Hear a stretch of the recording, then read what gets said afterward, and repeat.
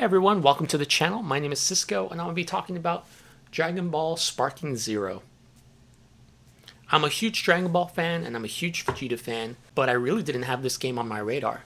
A lot of people that are Dragon Ball Z fans on my timeline, I saw them posting, and I started looking at clips, and it kind of looked the same, but then once I started seeing that they would have a huge cast and huge variety of characters, then I started paying attention. The animations look really good, the game looks good. Now, even though I'm a big Dragon Ball fan and big fan of the games, I really don't buy all the games because honestly they look the same. I did buy Dragon Ball FighterZ. That was just a really fun arcade, kind of like Capcom, Street Fighter versus X-Men kind of thing, where that was really fun. The times that I remember lining up and playing in the arcades. And so when I saw that and just saw the cast that they were bringing, I was like, man, this game seems fun, and I played it, and it was great. And then there was Dragon Ball Z Kakarot, which was like an RPG, a slower paced, where you can actually land on the ground and just move around and explore the maps and go to West City and all these cool little places that you were never able to actually see but imagine.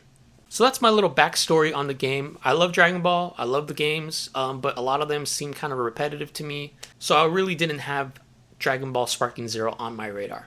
But here I am. I'm going to give you my first impressions. I got the 3 days early access. I bought the Ultimate Edition. I'm playing this on PC in 4K, Ultra everything on my 3080. So again, I know very little about this game. I kind of did that on purpose as well once I started to be interested because I wanted to be fresh. And I feel like that's a better experience for you guys, hopefully. So I got the 2 Shenrons. I can get 2 wishes, but I decided to save my wishes and just see what I can unlock, see what I can do without Zenny or whatever. But apparently I get like 500,000 Zenny, so like I can buy whatever, unlock whatever I want. But I just wanted to try the game, play it, see what it's like, see if it's fun. I heard that when you play the story episodes that there's different choices you can make. And so I wanted to check that out. I thought that was really interesting. But after playing it, it's just a gimmick. The beginning of the Sane arc with Raditz, you get Piccolo to show up who wants to team up with you, and these guys are mortal enemies.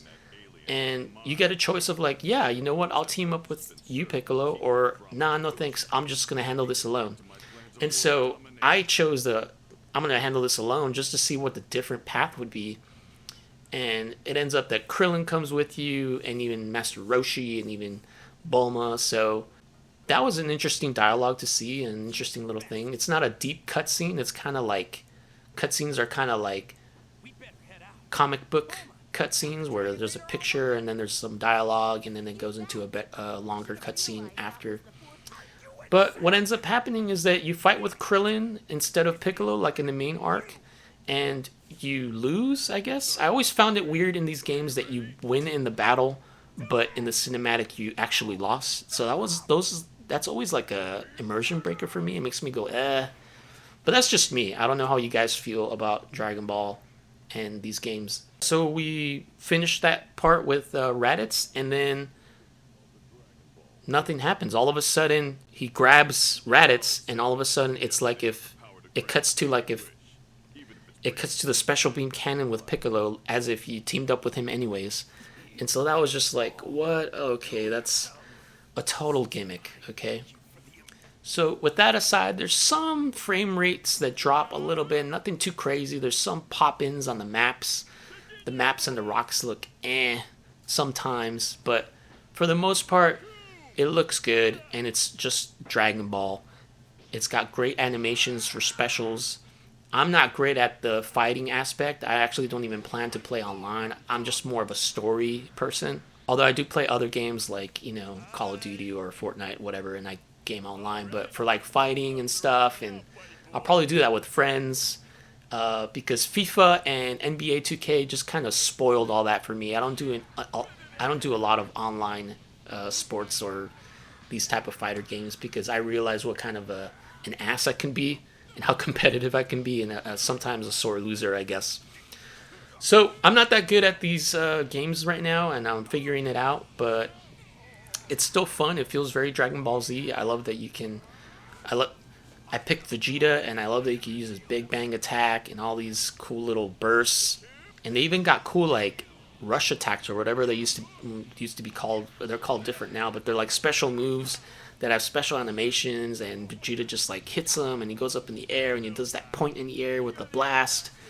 That's one of my favorite scenes. And so yeah, I played a lot of the Vegeta arc, or Vegeta's character, just to kind of get an idea. But for the most part, there's a lot to pick. There's a lot of customizations and things and costumes and different attire and whatnot to get. There's even like little capsules to help you give you a boost in the battle, and I've seen those before in other games, so I didn't feel like it was worth like spending any zenny really.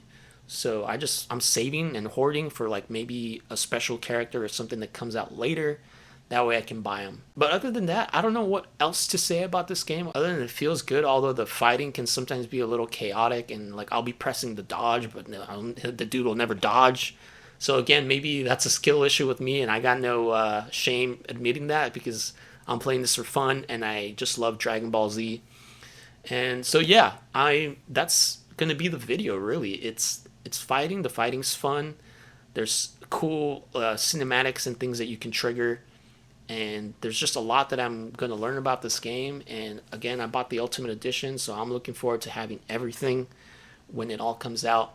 But right now it runs smooth, especially for 3-day early access. These companies and gaming places are getting a lot better with that, because before it used to be 3 days early that you pay for, but it was like a pre-alpha. It was just a test beta phase.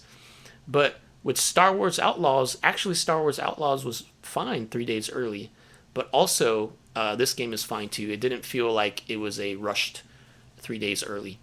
So that's all I have to say about this game. I hope you guys enjoyed the video. Please like and subscribe, and let me know if you picked Goku or Vegeta. I hate that you have to start with Goku in the main menu. I wish you can just pick whoever you wanted, like Vegeta. That would be amazing. But other than that, this seems like a fun, straight-up Dragon Ball Z experience. It's a lot similar to the other games, so I'm kind of glad that I kind of jump around and I don't buy every Dragon Ball game that comes out. And it's okay if you do. That's just where I'm coming from. And it just adds more to the experience for this game. So thanks again, and I want to thank you guys also for the good response and feedback from my last video. I've been on vacation for like a planned vacation for like about almost 2 weeks, and I'm not feeling so great right now. I'm a little off, a little sick. So, but I wanted to make this video and talk Dragon Ball Z, and I want to make more videos, but I'll just start doing it once I start feeling better. And so in the meantime, I'm just going to enjoy playing this game and hearing what you guys have to say about it. So thanks so much, and I hope you're doing well, and I will see you next time. Sure!